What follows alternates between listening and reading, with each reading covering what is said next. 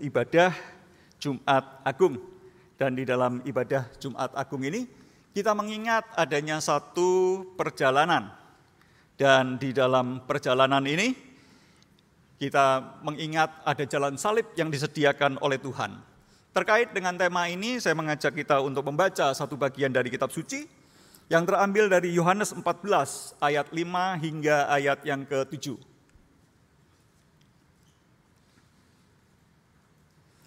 Demikianlah bunyi firman Tuhan. Kata Thomas kepadanya, "Tuhan, kami tidak tahu kemana engkau pergi. Jadi, bagaimana kami tahu jalannya?" Kata Yesus kepadanya, "Akulah jalan, kebenaran, dan hidup. Tidak ada seorang pun datang kepada Bapa kalau tidak melalui aku. Jika kamu mengenal aku, pasti kamu juga mengenal Bapakku. Sekarang ini kamu mengenal Dia dan kamu telah melihat Dia." Untuk lebih menghayatinya, saya ingin membaca ayat ini 2 kali. Saya akan membacanya sekali lagi. Jadi bersabarlah dan sekali lagi siapkan hati dan telinga kita untuk mendengarkan firman-Nya. Kata Thomas kepadanya, "Tuhan, kami tidak tahu kemana engkau pergi. Jadi bagaimana kami tahu jalannya?" Kata Yesus kepadanya, "Akulah jalan, kebenaran, dan hidup. Tidak ada seorang pun datang kepada Bapa kalau tidak melalui aku. Jika kamu mengenal aku, pasti kamu juga mengenal Bapakku. Sekarang ini kamu mengenal Dia, dan kamu telah melihat Dia." Bapak Ibu Saudara sekalian, di dalam minggu di mana kita mengingat akan Jumat Agung, kita mengingat tentang perjalanan yang dibuat oleh Yesus, yakni jalan salib. Di dalam kehidupan kita sebagai manusia, kita adalah makhluk yang bergerak, kita adalah makhluk yang berjalan. Kita bukan tumbuhan seperti pohon beringin yang tidak berjalan-jalan kemana-mana. Tetapi kita adalah makhluk yang bergerak. Begitu kita lahir, kita itu belajar untuk berjalan, kita belajar untuk membuat langkah-langkah di dalam kehidupan kita. Demikian juga kita bisa melihat bahwa manusia itu dari zaman ke zaman bergerak, dari satu wilayah ke wilayah yang lain, bermigrasi dari satu daerah ke daerah yang lain. Dan kita melihat nenek moyang kita juga merupakan nenek moyang yang melakukan perjalanan dari satu daerah ke daerah yang lain. Dan kita pun saat ini sampai ke kota yang disebut sebagai Surabaya. Dan kita juga belum tentu bahwa kita akan terus-menerus di Surabaya selama-lamanya. Kita mungkin masih sedang melakukan perjalanan. Perjalanan itu merupakan satu perjalanan yang bisa kita lakukan baik secara fisik ataupun secara mental dan secara spiritual. Kita itu melakukan perjalanan di dalam kehidupan kita. Di dalam perjalanan kita itu berusaha untuk memikirkan jalan yang terbaik. Kita ingin di dalam menjalani kehidupan kita itu berhasil. Kita memikirkan jalan yang terbaik. Supaya apa? Supaya kita itu bisa mencapai tujuan dengan baik. Kita mencoba untuk menjalankan hal-hal yang terbaik supaya kita itu mendapatkan kesehatan, supaya kita itu berbahagia, dan juga kita tidak tersesat. Ketika berbicara tentang perjalanan hidup, pernahkah kita itu mengalami satu pengalaman tersesat, terhilang, dan tidak tahu jalan? Saya adalah seseorang yang tidak terlalu mudah untuk mengingat jalan. Dan karena itu saya sering tersesat, begitu ya. Saya dulu waktu di kota Jakarta, saya sampai beli peta besar, begitu ya, supaya saya tidak tersesat. Sehingga kalau saya tersesat, saya bingung bukain peta. Ini saya ada di mana, saya mau kemana. Dan masih sering mengalami kesulitan. Tapi bersyukur akhir-akhir ini ada GPS. Jadi saya jadi lebih mudah dengan adanya GPS itu. Suatu saat setelah 20 tahun lebih saya pindah ke Jakarta, dan kemudian tahun 2023 saya kembali ke Surabaya. Pada waktu itu saya pulang dari TP mau ke Elion Satelit. Dan pada waktu saya cari belokannya ke jalan Living Water itu, Banyu Urip begitu ya. Saya nggak ketemu jalannya, sampai nyasar itu ke Wonokromo, Bapak Ibu Saudara sekalian. Dan waktu itu handphone saya tidak ada pulsa sehingga saya tidak bisa menggunakan GPS. Akhirnya saya mampir ke Indomaret dan saya beli pulsa terlebih dahulu. Saya pasang GPS, baru saya sampai ke Elion Satelit. Tetapi bukan cuma itu, saya pernah mengalami berbagai keraguan di dalam iman saya. Ketika saya belajar teologi, saya juga belajar berbagai teori yang lain. Saya belajar berbagai filsafat, saya belajar berbagai pikiran sekuler. Dan kadang-kadang saya itu mengalami satu situasi di mana saya merasa terhilang. Terkadang saya diperhadapkan dengan kondisi-kondisi di mana saya kehilangan iman. Di dalam menjalani pelayanan saya sebagai hamba Tuhan, terkadang saya mengalami kekecewaan yang besar di dalam pelayanan. Bahkan sempat saya itu berpikir, walaupun itu hanya satu pikiran, tetapi saya sempat berpikir jualan ikan hias itu lebih baik daripada menjadi hamba Tuhan. Bapak Ibu Saudara sekalian, kita bisa melihat adanya situasi-situasi di mana kita terkadang itu tersesat dan tidak tahu jalannya. Pernahkah kita itu mencoba mencari jalan keluar atas situasi, kondisi yang sulit, atas situasi, kondisi perekonomian dunia global yang sedang lesu saat ini, untuk kondisi perekonomian kita, perusahaan kita, untuk kondisi keluarga kita, untuk kondisi pernikahan kita, untuk kondisi anak-anak kita. Terkadang kita itu ada di dalam satu situasi di mana kita melihat tidak ada jalan atau kita sulit untuk menemukan jalan keluarnya.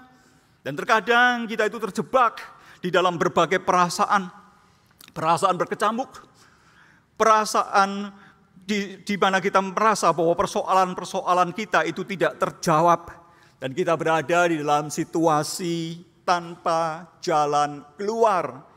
Seperti misalnya terkadang kita merasa sudah terjebak dengan pasangan kita, dan kita seakan-akan merasa kita tidak memiliki lagi jalan keluar untuk menyelesaikan permasalahan dengan pasangan kita.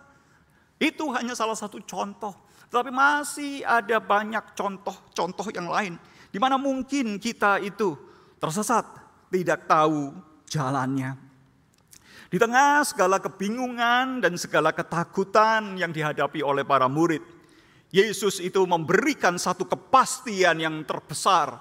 Yesus itu menyatakan dirinya sebagai jalan yang benar menuju kehidupan yang sejati. Dan pada hari ini kita akan membahas tentang pengajaran Yesus di dalam Yohanes 14 ayat yang ke-6. Akulah jalan, kebenaran, dan hidup. Yesuslah jalan yang benar menuju kepada kehidupan. Yesus adalah jalan. Ketika berbicara tentang Yesus adalah jalan, kita bisa melihat ada latar belakang budaya pada waktu itu yang melatar belakangi munculnya istilah Yesus adalah jalan. Ketika berbicara tentang jalan, di dalam kekaisaran Romawi itu membuat jalan dari Roma itu menuju ke semua tempat. Di dalam wilayah kekaisarannya, semuanya itu dibuat jalur dari Roma. Untuk tujuan apa? Untuk tujuan bahwa semua kepentingan militer dan politik itu bisa tercapai dengan sedemikian cepatnya. Dan juga kita bisa melihat di dalam masa itu, di dalam masa Helenisme, di mana budaya Yahudi dan budaya Romawi dan Yunani itu bercampur menjadi satu. Maka itu mencapai satu klimaks kekayaan kultural di mana semua agama itu berkumpul di situ, semua filsafat itu berkumpul di situ, sehingga tidak mengherankan jika dikatakan ada banyak jalan ke Roma, ada banyak jalan, ada banyak cara, ada banyak arus pemikiran, mau pilih yang mana terserah di Roma ini. Cuma satu saja yang jangan sampai terjadi, mengganggu kepentingan politik Romawi. Bapak Ibu sekalian, ketika berbicara tentang jalan di dalam Perjanjian Lama dan juga di LXX Septuaginta, terjemahan dari Perjanjian Lama ke dalam bahasa Yunani yang ditambahkan dengan beberapa catatan-catatan yang kemudian kita bisa temukan juga di dalam Deuterokanonika. Kita bisa melihat di sana ketika berbicara tentang jalan, itu berbicara tentang cara hidup yang benar. Tujuan hidup kita itu kemana? Arah moral kita itu kemana? Perilaku yang berhikmat itu seperti apa? Di tengah-tengah banyaknya jalan seperti ini, maka Yesus itu mengajarkan kepada murid-muridnya bahwa Yesus bukan hanya tahu jalannya, Yesus bukan hanya mau mengajarkan jalannya, tetapi Yesus itu sendiri adalah sang jalan. Yesus adalah sang penghubung, dia adalah mediator antara Allah dan manusia. Mengapa? Karena manusia bukan hanya membutuhkan petunjuk dan arah, tetapi manusia itu mengalami satu keterpisahan dengan Allah. Ketika manusia itu mengalami keterpisahan dengan Allah, maka manusia itu tidak hanya bisa diberikan jalan-jalan petunjuk, harus ada yang menghubungkan antara Allah dan manusia itu. Manusia itu membutuhkan mediator, bukan hanya membutuhkan penunjuk arah. Dan Yesus sebagai sang mediator antara manusia dan Allah adalah Yesus yang berinkarnasi. Melalui inkarnasinya, Yesus itu adalah Allah yang sepenuhnya dan manusia yang sepenuhnya. Di dalam diri Yesus yang adalah Allah sepenuhnya dan manusia sepenuhnya, maka di situ ada titik temu antara Allah dan manusia. Yesuslah titik temu ini. Dengan adanya titik temu ini, maka ada akses antara Allah dan manusia itu. Di dalam Yohanes 1 ayat yang ke-18 itu dikatakan, tidak seorang pun pernah melihat Allah. Tidak ada seorang pun yang memiliki satu akses dengan Allah di tengah-tengah keterputusan yang seperti ini. Tetapi Anak tunggal Allah yang di pangkuan Bapa, dialah yang menyatakannya. Yesus Kristus sebagai pribadi kedua dari Allah Tritunggal yang dijabarkan, digambarkan di sini sebagai anak tunggal yang sedemikian akrab, dekat, duduk di pangkuan Bapa. Dialah yang datang. Firman itu telah datang dan menjadi manusia dan diam di antara kita. Tidak, di dalam Yohanes 14 ayat yang ke-6, di situ dikatakan, tidak seorang pun itu datang kepada Bapa kalau tidak melalui aku. Karena hanya Yesus Kristuslah sang mediator itu. Sebagaimana kita bisa melihat di dalam 1 Timotius 2 ayat yang ke-5. Yesuslah pengantara satu-satunya antara Allah dan manusia. Salib Kristus dengan demikian adalah satu jalan penghubung antara Allah dan manusia. Yesus Kristus sebagai sang mediator yang menghubungkan Allah dengan manusia itu membuat akses itu melalui satu jalan. Dia yang adalah jalan itu melewati satu jalan dan jalan itu adalah jalan salib. Dan kita bisa melihat di dalam Yohanes 18 hingga ayat yang ke-19, jalan salib itu bukanlah satu karpet merah.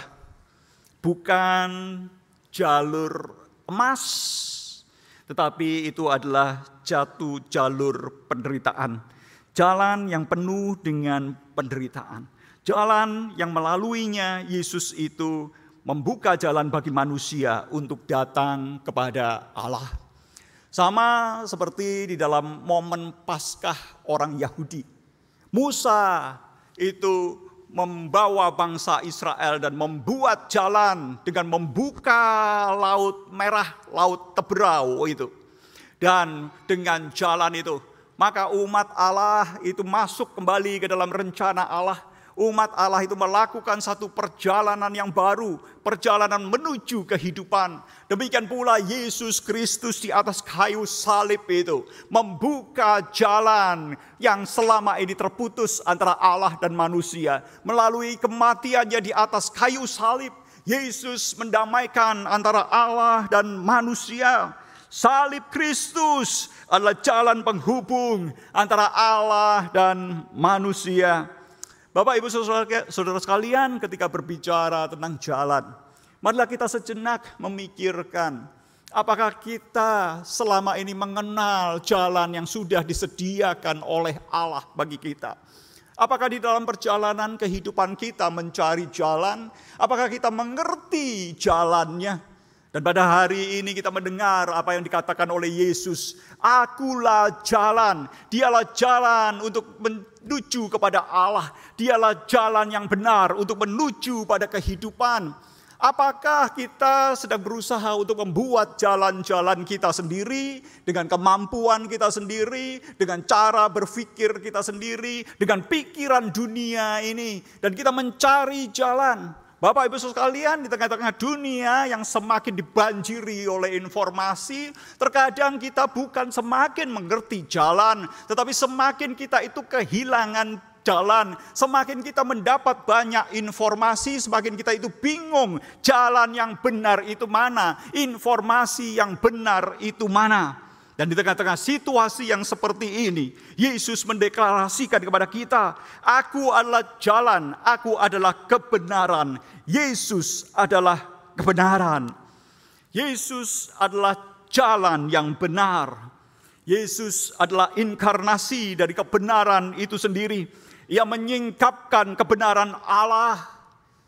Jikalau kita melihat Yohanes 1 ayat yang ke-14, kita bisa melihat bahwa melalui inkarnasinya, Yesus bukan hanya menunjukkan kebenaran, tetapi Yesus adalah inkarnasi dari kebenaran itu sendiri. Allah yang adalah kebenaran itu berinkarnasi dan dinyatakan kepada manusia. Firman itu telah menjadi manusia dan diam di antara kita. Dan kita telah melihat kemuliaannya, yaitu kemuliaan yang diberikan kepadanya sebagai anak tunggal Bapa, penuh kasih, karunia, dan kebenaran. Kebenaran itu diberikan di sini, bukan sebagai satu kebenaran yang bersifat judgmental, bukan satu kebenaran yang bersifat senantiasa mencari kesalahan dan kemudian menghakimi dan kemudian memojokkan. Tetapi kebenaran yang diberikan melalui inkarnasi Yesus adalah kebenaran yang penuh kasih karunia. Dia adalah inkarnasi dari kasih karunia Allah dan kebenaran Allah yang diberikan kepada kita. Yesus adalah inkarnasi kebenaran. Kebenaran di dalam pemahaman ini bukanlah kebenaran yang hanya bersifat sebagai satu gagasan, satu konsep, satu pikiran, satu ilmu, satu teori hasil perkembangan pikiran manusia. Manusia bisa memikirkan tentang kebenaran, manusia bisa memiliki teori, manusia bisa menghasilkan berbagai ilmu, dan itu merupakan satu kebenaran. Dan kebenaran itu adalah satu kebenaran yang dihasilkan oleh daya cerna manusia untuk bisa memikirkan dengan baik. Sehingga kebenaran itu bergantung kepada pikiran manusia. Tetapi melalui hal ini, melalui proklamasi Yesus bahwa Dia adalah kebenaran. Kebenaran itu bukanlah satu konsep, satu gagasan, satu teori, satu spekulasi pikiran semata-mata. Tetapi kebenaran itu tersangkut paut dengan pribadi Allah yang benar. Dialah Allah yang benar, dan melalui Allah yang benar ini seluruh semesta itu tercipta. Dan Dialah sang kebenaran itu sendiri. Dan pribadi Allah yang benar ini disingkapkan melalui inkarnasi dari Yesus Kristus. Yesus Kristus adalah kebenaran. Di tengah-tengah dunia yang bersifat skeptis terhadap kebenaran, dunia kita adalah dunia yang penuh dengan kebohongan. Di era arus informasi sekarang, kita perlu berhati-hati. Berita yang kita dengar di YouTube, kita tahu belum tentu semuanya itu benar. Berita yang kita dengar di Google belum tentu semuanya itu benar. Yang kita pelajari dari AI belum tentu semuanya itu benar. Yang kita dengar dari mimbar sudah pasti benar? Belum tentu itu juga benar, Bapak Ibu Saudara sekalian. Jadi bagaimana kita itu bisa mengerti kebenaran? Kita itu seakan-akan masuk di dalam satu arus kekacauan kebenaran. Dan ada skeptikan terhadap kebenaran. Apa itu kebenaran? Dan pada waktu kita melihat Yesus itu memberi kesaksian tentang kebenaran di tengah-tengah dunia yang skeptik terhadap kebenaran ini, kita bisa melihat dialog antara Yesus dengan Pilatus. Dan di pengadilan itu Yesus berkata, aku ini bersaksi tentang kebenaran. Dan kemudian Pilatus itu bertanya, apa itu kebenaran? Dan kita bisa melihat satu sikap skeptik terhadap kebenaran itu. Apa sih itu kebenaran? Kebenaran itu adalah setiap orang berpikir sendiri di era post-truth ini, di dalam zaman kita sekarang ini, ya. Kebenaran itu merupakan sesuatu yang dianggap tidak ada lagi, tidak penting. Kebenaran adalah satu urusan jualan. Ketika seseorang itu bisa menjual, bisa mempromosikan, dan banyak orang percaya, banyak orang menerimanya, maka itu menjadi satu kebenaran. Dan di tengah-tengah situasi seperti ini, Yesus itu memberikan kesaksian bahwa aku bersaksi tentang kebenaran, dan akulah kebenaran. Dan kita bisa melihat Sang Pilatus yang saat itu berdiri di hadapan kebenaran. Pilatus itu mengadili kebenaran, menilai kebenaran. Namun Pilatus tidak bertemu dengan kebenaran itu sendiri. Kita bisa melihat ironi demi ironi. Ketika kebenaran itu datang di tengah-tengah dunia. Ketika terang itu datang di tengah-tengah kegelapan, ternyata kegelapan itu membenci terang. Ketika kebenaran itu datang di tengah-tengah dunia yang tidak benar, maka dunia yang tidak benar itu membenci kebenaran. Jadi kita bisa melihat ironi kebenaran di hadapan penilaian dunia yang tidak benar. Di dalam peristiwa jalan salib yang kita kenang pada hari ini, rakyat itu bersorak meminta kematian Yesus yang tidak bersalah. Bagaimana dengan pemimpin agama? Ternyata pemimpin agama memberikan tuduhan yang tidak benar terhadap Yesus. Dan bagaimana sikap Pilatus ketika dia terjepit, dia memilih untuk mencuci tangan. Namun di dalam pengadilan Pilatus, di dalam jalan salib itu, justru kebenaran Yesus itu tersingkap. Di pengadilan yang korup itu, Pilatus mengakui dengan jujur, aku tidak mendapati kesalahan apapun kepadanya. Kebenaran Yesus itu mampu tersingkap sekalipun di tengah-tengah dunia dan pengadilan yang tidak adil. Dan kita bisa melihat Bapak Ibu Saudara sekalian, ketika kita berbicara Yesus adalah kebenaran, apakah kita di dalam hidup kita sudah mengenal kebenaran itu? Apakah kita yang sudah menjadi orang Kristen mungkin bertahun-tahun, ada juga yang sudah berpuluh-puluh tahun, apakah kita bersentuhan dengan kebenaran itu? Kita mengenal kebenaran itu.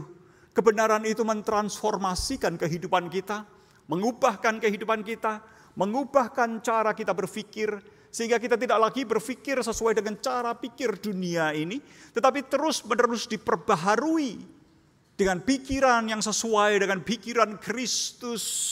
Apakah kita mengenali kebenaran itu? Apakah kita yang sudah diberikan kebenaran oleh Yesus Kristus menghidupi kebenaran kita? Kita tahu sama seperti Yesus hidup di tengah-tengah dunia yang penuh kebohongan. Bagaimana sikap kita di tengah-tengah dunia yang penuh kebohongan ini? Bagaimana kita menghidupi kebenaran itu di tengah-tengah dunia yang seperti ini? Sebagai pengikut Kristus yang mengikut Kristus di dalam jalan salibnya, biarlah kita boleh dipakai oleh Allah untuk menyingkapkan kebenaran di tengah-tengah dunia yang skeptik, yang menolak kebenaran ini. Dan Yesus yang adalah jalan kebenaran, Dia adalah jalan kebenaran yang membawa kita kepada kehidupan. Yesus adalah hidup. Ketika berbicara tentang akulah hidup, kita bisa melihat ada latar belakang perjanjian lama yang melatar belakangi pernyataan ini. Nabi-nabi di dalam perjanjian lama, termasuk di dalamnya Yesaya, itu bernubuat bahwa bangsa Israel yang terbuang ke Babylon itu akan dikembalikan ke Yerusalem yang selama ini dihukum oleh Allah, terpisah dari Allah di dalam penghukumannya, kini akan diperdamaikan kembali dengan mereka itu diberikan satu kesempatan untuk kembali ke Yerusalem. Di dalam Yesaya 35 ayat 8 hingga 9 itu dikatakan, di situ akan ada jalan raya yang akan disebutkan sebagai jalan yang kudus, dan orang-orang yang diselamatkan akan berjalan di sana. Ketika Yesus berkata, "Aku adalah jalan, kebenaran, dan hidup."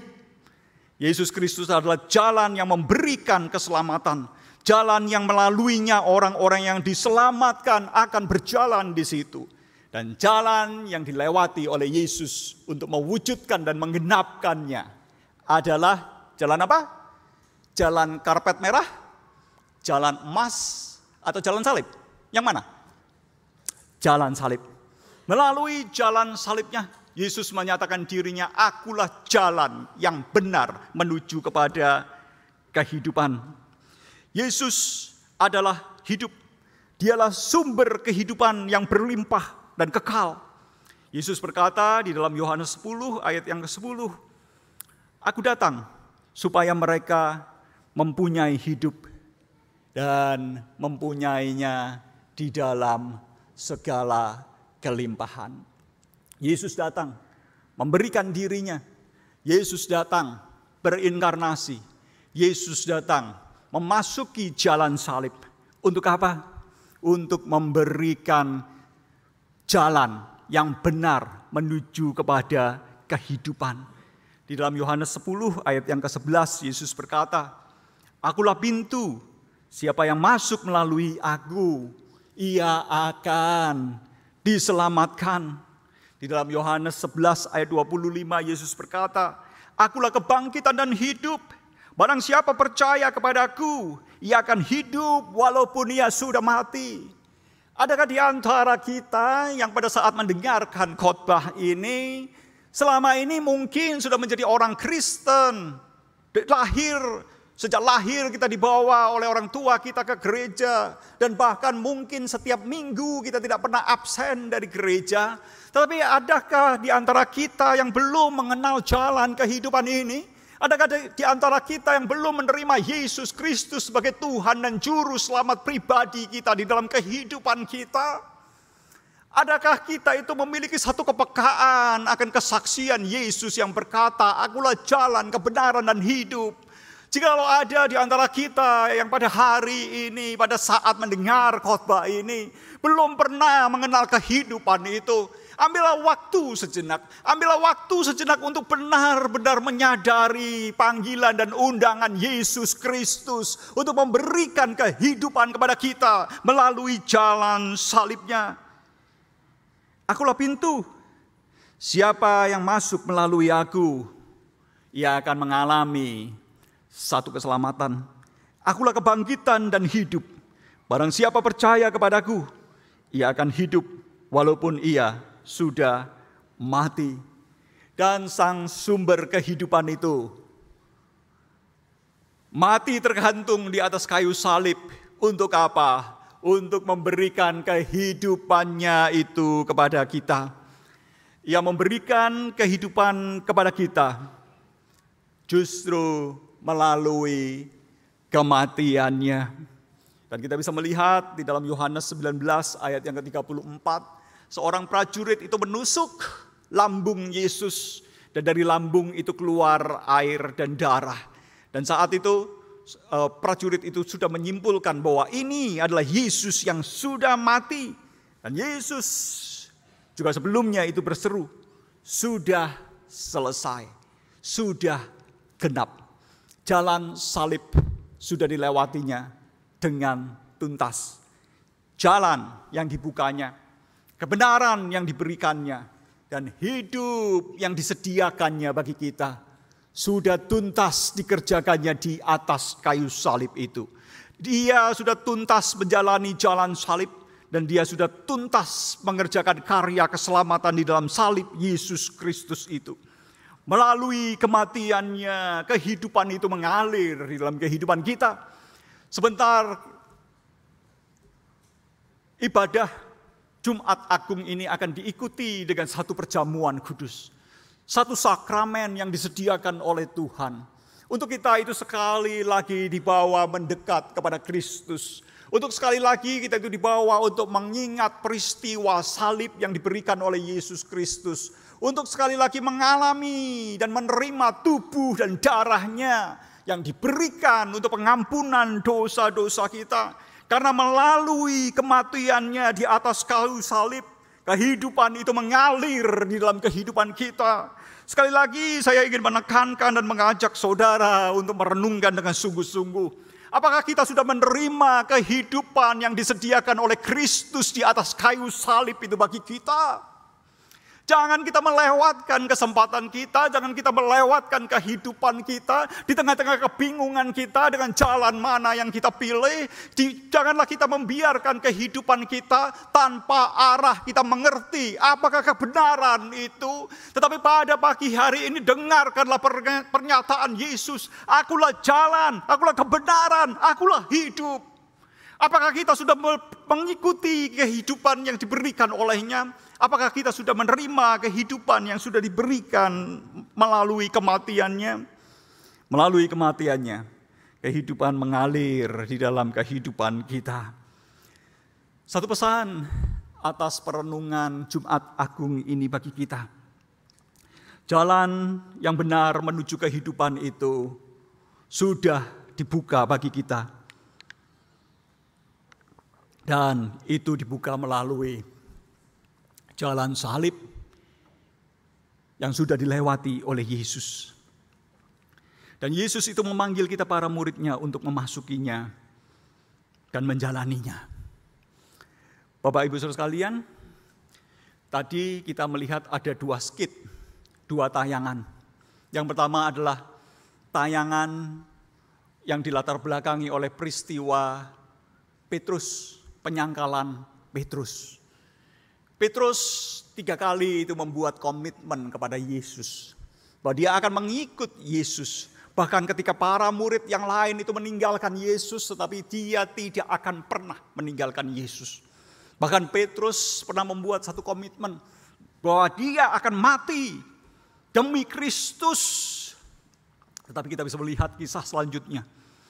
Petrus ketika mengikut Yesus, Petrus mengalami kegagalan. Petrus menyangkal Yesus sebanyak 3 kali. Dan ketika Yesus itu bangkit, Yesus menemui Petrus. Dan Yesus memanggil kembali Petrus untuk menjadi pimpinan dari gereja. Dan Yesus bertanya sebanyak 3 kali sesuai dengan penyangkalan Petrus 3 kali. Apakah engkau mengasihi aku? Apakah engkau mengasihi aku?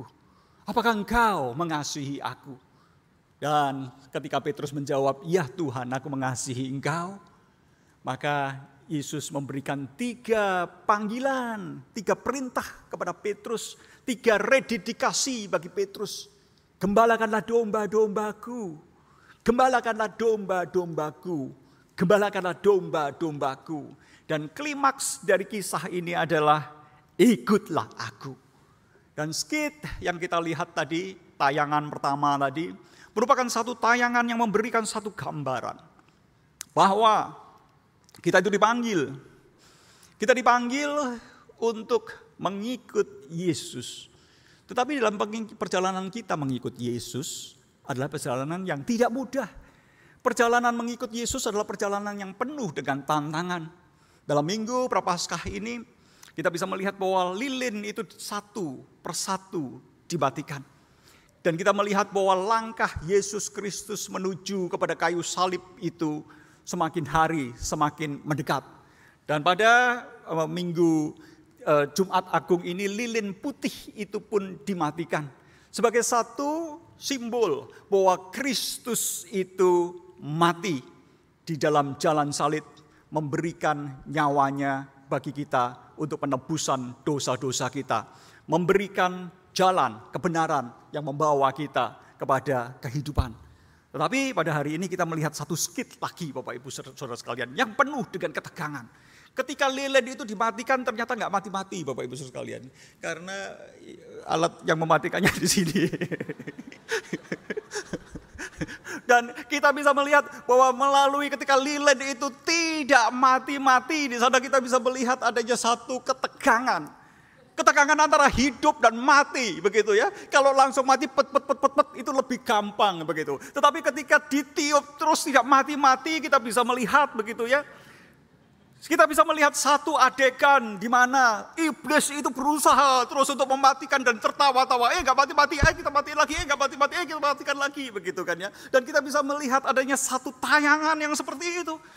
Nah, kalau kita sebagai penonton, kita mungkin ikut ketawa, begitu ya. Tapi kalau kita jadi lilinnya, begitu ya, kita ngomel-ngomel itu. Aduh, kok aku mau dimatiin, nggak mati-mati, begitu kan ya. Bapak Ibu Saudara, satu ketegangan yang seperti itulah yang sebetulnya dialami oleh para murid-murid Yesus. Dan saat ini ketika kita berada di tengah-tengah dunia yang penuh dengan ketegangan ini, kita pun sedang berhadapan dengan kuasa-kuasa kegelapan yang mungkin tertawa-tawa melihat keluarga kita, mungkin tertawa-tawa melihat kondisi perekonomian kita, mungkin tertawa-tawa melihat luka-luka yang di dalam jiwa kita. Seakan-akan iman kita itu akan dipadamkan, kehidupan kita itu akan dipadamkan, kesaksian iman Kristen kita itu akan dipadamkan. Di tengah-tengah situasi yang seperti ini, Yesus itu memanggil kita, ikutlah aku. Dan apakah artinya mengikut aku? Jikalau kita melihat Yohanes 13, ayat yang 14, ayat yang ke-15, dan ayat yang ke-34, itu kita bisa melihat bahwa Yesus di malam terakhir yang penuh dengan ketegangan itu, Yesus itu melepas jubahnya, mengikatkan kain lenan, mengambil baskom, mencuci kaki para murid-muridnya. Dan Yesus berkata, jikalau aku adalah guru dan Tuhanmu melakukan itu, maka aku pun memanggil engkau untuk mengikuti aku. Sama seperti aku telah mengasihi kamu, demikianlah hendaknya kamu saling mengasihi. Yesus memberikan satu teladan jalan salib. Yang melalui jalan salibnya dia memberikan dirinya supaya orang-orang yang lain itu boleh beroleh kehidupan. Dan sebagai murid-murid Kristus kita dipanggil untuk mengikut Yesus. Sama seperti aku mengasihi kamu, hendaklah kamu itu saling mengasihi. Mari kita tanya sebentar. Dengan cara seperti apa Yesus itu mengasihi kita? Sama seperti Yesus itu memberikan hidupnya untuk kita karena kasihnya. Kita dipanggil untuk memberikan hidup kita bagi orang-orang lain karena kasih kita. Yesus karena kasihnya membasuh kaki para murid-muridnya. Karena itu kita dipanggil untuk memiliki kasih sebagaimana Kristus mengasihi kita. Kita dipanggil untuk membasuh kaki saudara-saudara kita. Memberikan hidup kita untuk membasuh kaki saudara-saudara kita.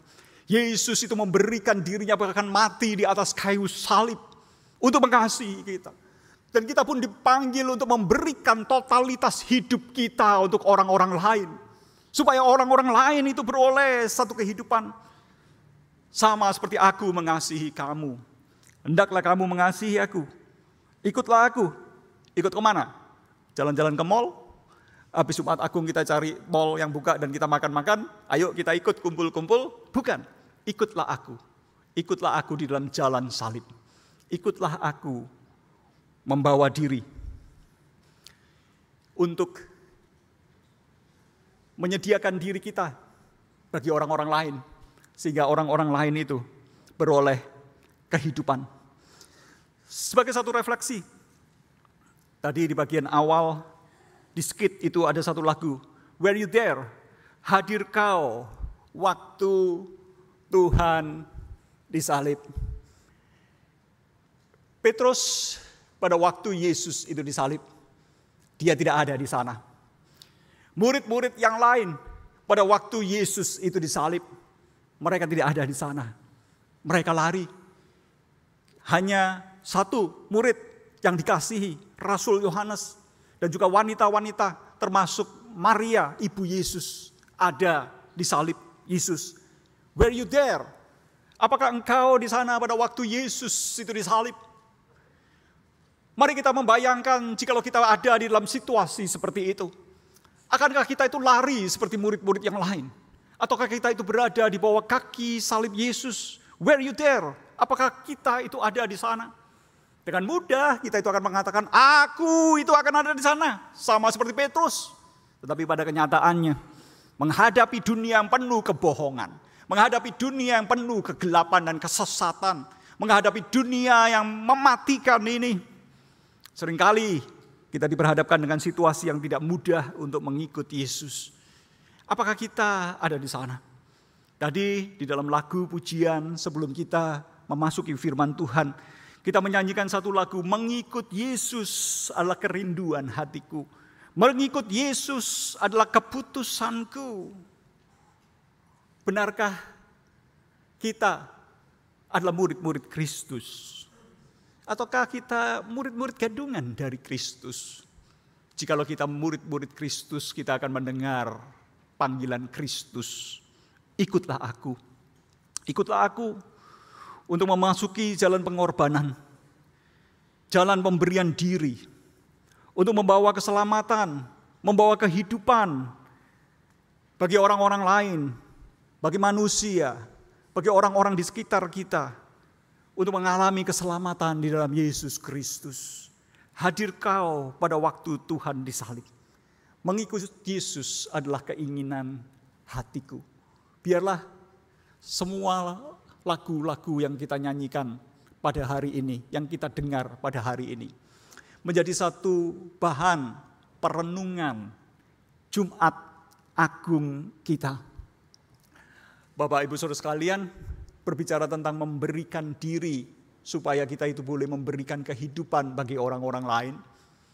Kita bisa melihat ini adalah seperti dedikasi seorang mama yang mengasihi anaknya. Seorang mama yang melahirkan anaknya adalah seorang mama yang menghadapi resiko. Kehamilan, kelahiran itu memiliki satu resiko. Dengan kemajuan teknologi yang kita miliki sekarang, resiko itu sudah mulai diturunkan. Tetapi resiko yang diturunkan itu tetap merupakan satu resiko. Resiko untuk melahirkan secara normal dengan kesakitan dan masih tetap ada resiko di sana. Atau kita melahirkan dengan sesar, setelah sesar pun saya pernah masuk ke ruang operasi sesar sebanyak 2 kali. Dan di sana saya melihat satu peristiwa berdarah yang luar biasa dahsyat Bapak Ibu Saudara. Shock melihatnya itu. Sudah 2 kali melihat, saya tetap shock melihat hal yang seperti itu. Satu di Amerika dengan metode yang jauh lebih canggih, tetapi tetap melihat suatu pemandangan yang mengerikan. Tetapi seorang mama bukan hanya dipanggil untuk melahirkan. Seorang mama dipanggil untuk memberikan hidupnya. Supaya sang bayi itu boleh memiliki satu kehidupan. Memberikan waktunya, mengorbankan prestasinya, mengorbankan karirnya, mengorbankan waktunya, mengorbankan segala-galanya supaya sang bayi itu boleh mengalami kehidupan. Bapak Ibu sekalian, ketika saya menjadi dosen teologi, saya memiliki berbagai-bagai pilihan. Saya bisa memiliki satu pilihan untuk banyak membuat publikasi. Membuat publikasi yang membuat orang-orang itu mengerti keahlian saya, kepakaran saya mendapatkan nama ini dan itu, nama ini dan itu. Tetapi saya memilih untuk fokus kepada siapa? Kepada murid-murid saya. Saya memfokuskan diri untuk memberikan waktu, saya membimbing murid saya itu satu persatu. Waktu demi waktu. Dengan kata lain, saya ingin memberikan hidup saya bagi murid-murid saya. Pada hari ini, ketika saya berkhotbah, saya menggunakan kolar, saya menggunakan jubah, dan saya khusus memilih jubah ini. Mengapa? Karena kolar dan jubah yang saya gunakan saat ini adalah kolar dan jubah yang diberikan oleh seorang dosen saya. Dosen saya yang kemudian menjadi rekan kerja saya. Dan dosen yang juga memberikan penghiburan kepada saya ketika saya itu ada di dalam kegelisahan, di dalam keputusasaan dan kekecewaan di dalam pelayanan. Pada waktu itu Pak Andreas Simeon yang baru saja meninggal. Dan pada waktu saya pulang dari Amerika, saya dipendetakan di Amerika, saya belum memiliki jubah, saya belum memiliki kolar, dan dia memberikan jubah dan kolar ini kepada saya. Dengan kata lain, di dalam masa emeritusnya dia memberikan apa yang selama ini dijalaninya untuk kemudian dijalani oleh saya. Saya melihat bahwa kehidupan yang diberikan kepada orang lain agar orang lain itu memiliki kehidupan. merupakan satu kehidupan yang diberikan oleh Kristus kepada kita. Sebagai orang tua, sebagai suami, sebagai istri. Ketika kita melihat luka-luka, melihat keunikan, kejanggalan, keanehan yang menyebalkan dari pasangan kita, dari anak-anak kita, marilah kita untuk belajar untuk melihat luka-luka mereka. Dan ketika kita melihat luka-luka mereka, kita tidak dipenuhi dengan mata yang judgmental, tetapi kita melihat luka-luka mereka itu dengan kasih Kristus. Marilah kita mendengar panggilan Kristus bagi kita untuk ikutlah aku. Kita yang sudah diberikan jalan, kita yang sudah diberikan kebenaran, kita yang sudah memiliki kehidupan, kita dipanggil untuk memberikan kehidupan kita bagi pasangan kita, bagi anak kita. Ketika kita menjalankan perusahaan kita dan profesi kita, kita bukan menjalankan perusahaan dan profesi kita tanpa kebenaran. Tetapi biarlah perusahaan dan profesi kita jalankan sebagai satu refleksi kebenaran Allah yang sudah diberikan kepada kita. Karena kita sudah diberikan kebenaran itu. Dan marilah kita menjalankan bisnis kita untuk apa? Ketika kita melihat orang-orang yang bekerja kepada kita, ketika kita melihat klien kita, ketika kita melihat pesaing-pesaing kita, pikiran kita bukanlah mengeksploitasi, memanipulasi orang sedemikian rupa, sehingga orang itu bisa kita tekan dan kita bisa mendapatkan keuntungan. Tapi marilah kita mengikut Yesus dengan cara seperti apa? Kita melakukan semua perusahaan kita ini untuk apa? Aku sebagai seorang pemimpin yang melayani, aku mempedulikan orang-orang yang aku layani. Aku mengupayakan semuanya ini supaya aku bisa memberikan hidup bagi orang yang bekerja. Hidup bagi orang-orang yang boleh menikmati produk-produk yang aku hasilkan. Ini adalah satu jalan yang dipanggil oleh Tuhan. Karena kita dipanggil untuk hidup di dalam jalan salib. Mengikut Yesus. Dan jalan salib adalah jalan yang memberikan jalan. Memberikan kebenaran. Dan memberikan hidup bagi orang-orang di sekeliling kita. Bapak Ibu sekalian, kita perlu mengingat jalan itu sudah dibuka. Dosa-dosa kita sudah ditebus. Kebenaran itu sudah disingkapkan. Dan hidup sudah diberikan kepada kita. Tidak ada satupun yang terlalu jauh, yang terlalu berdosa, yang terlalu tua, yang terlalu muda untuk datang kepada Yesus pada pagi hari ini. Dan Yesus itu memanggil kita, ikutlah aku menjalani jalan salib yang disediakan. Marilah kita berjalan mengikuti Yesus yang sudah berjalan di depan kita. Yesus itu berkata kepada kita, akulah jalan, kebenaran, dan hidup. Apakah kita sudah menerima jalan, kebenaran, dan hidup itu? Sebentar kita akan memasuki satu momen perjamuan kudus. Di dalam momen perjamuan kudus ini, kita mengingat peristiwa salib Yesus Kristus yang memanggil kita untuk mengikutinya. Marilah kita menerima perjamuan ini dengan satu penghayatan. Aku mau mengikut Yesus.